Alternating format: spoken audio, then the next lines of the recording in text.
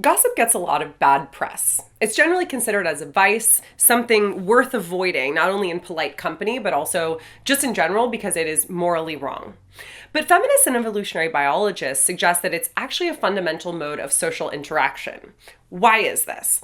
For a full discussion, check out our Overthink podcast episode on the topic of gossip. I co-host Overthink with my friend David Pena Guzman. We're both philosophy professors. Check it out if you haven't already. But here I want to talk about some of the key ideas that we develop in the podcast in a more extended way. So Immanuel Kant, in his lectures on anthropology, has a pretty hilarious treatment of gossip, where he advises people not to gossip at dinner parties. And he writes, as a quote from Kant, "It goes without saying that in all dinner parties, even one at an inn, whatever is said publicly by an indiscreet table companion to the detriment of someone absent may not be used outside this party and may not be gossiped about." So Kant here actually is not critiquing what people are saying at the dinner party, even if it's like about somebody who's not present, even if they're gossiping, that is. But he is saying that you shouldn't report what you heard at a dinner party by an indiscreet table companion outside of the confines of a dinner party, even if it is one at an inn. So Kant's view is more or less what happens at a dinner party stays at a dinner party. And his rationale here is about privacy and trust. Kant says that dinner parties have a duty of secrecy about them with respect to what might later cause inconvenience to the people who were there. So he's against spreading what was talked about at the dinner party afterward. And his biography actually says that he gossiped a lot at his dinner parties, which is amazingly funny. He loved to party and drink wine. Another view of gossip that you get from the history of philosophy comes from Thomas Aquinas, who distinguishes between talebearers and backbiters. People who talk smack about others versus those who do so with ill intent. So the talebearer is one who's talking about another person, but the backbiter is doing so with ill intent. But Thomas Aquinas actually thought that both talebearers and backbiters were speaking evil of their neighbors, so they're both talking smack. And I think this is a bit of a strange view of gossip because I think a lot of gossip is totally benign, if not even positive. So hyping someone up behind their back is a form of gossip. Gossip, I think, in my view, is mostly about gaining a sense of other people's status and trustworthiness. And this is where an alternative tradition of gossip comes in that associates it less with evil intent than Thomas Aquinas does. But before we get to that, a couple more tidbits here.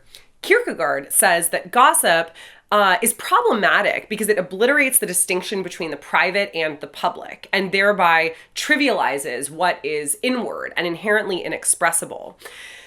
And the Bible, to jump back quite a while, so now we've moved from Kierkegaard in the 1800s back to the Bible, associates gossip with women. In 1 Timothy 5:13, the Bible condemns women, widows specifically, who are idle with their time and spend it gossiping. It presents gossip as a product of idleness and boredom, therefore. As you may or may not know, the word gossip itself originates in early modern England, and it was originally a term for a woman friend. And then it was made into a term for idle talk that potentially disrupted the social order.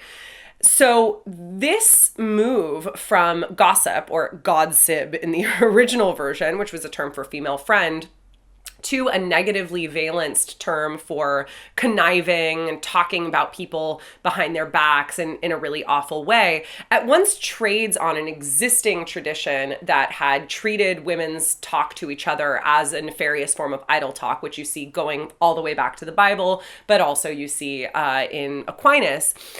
But then it also introduces this new helpful term that we have, coming down to us from early modern England into contemporary English.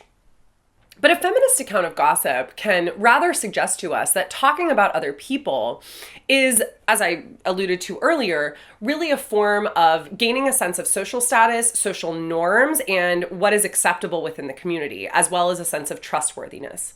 Gossip can provide essential pro-social bonding by showing people what others value and what they take to be egregious. There's also a post-colonial story to tell, which is one that Ranajit Guha develops in the 1980s in a book called Elementary Aspects of Peasant Insurgency in Colonial India, where Guha argues that gossip can be a really fundamental form of communication between peasant insurgents, specifically in colonial India is what Guha is talking about, because it allows them to have a sort of network of hearsay to speak in the indirect mode of discourse, like, oh, I heard this, without actually then being responsible for the insurgency that they might be spreading. One of the examples that David, my co-host, uses in the episode about this is that of a rumor, like a rumor that there might be a protest or other form of insurgent action at a particular time and place. If somebody is spreading that and they're situating it as a rumor,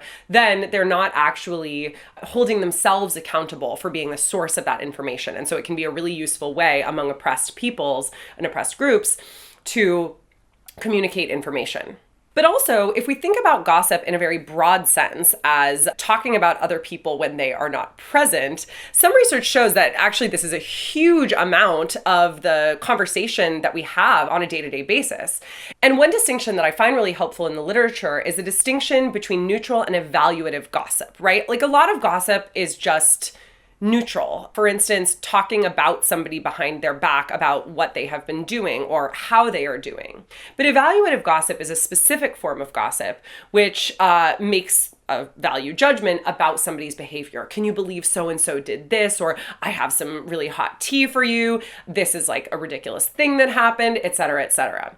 I don't even think evaluative gossip is per se bad, because I do think it has this pro-social function of allowing for bonding and giving us a sense of social norms. It certainly can be bad, right, when it's used to police people's behavior in very oppressive contexts. But I think that that's a problem that's not intrinsic to evaluative gossip itself, but is more about the way that evaluative gossip can show up, especially in different social contexts where there are severe inequalities.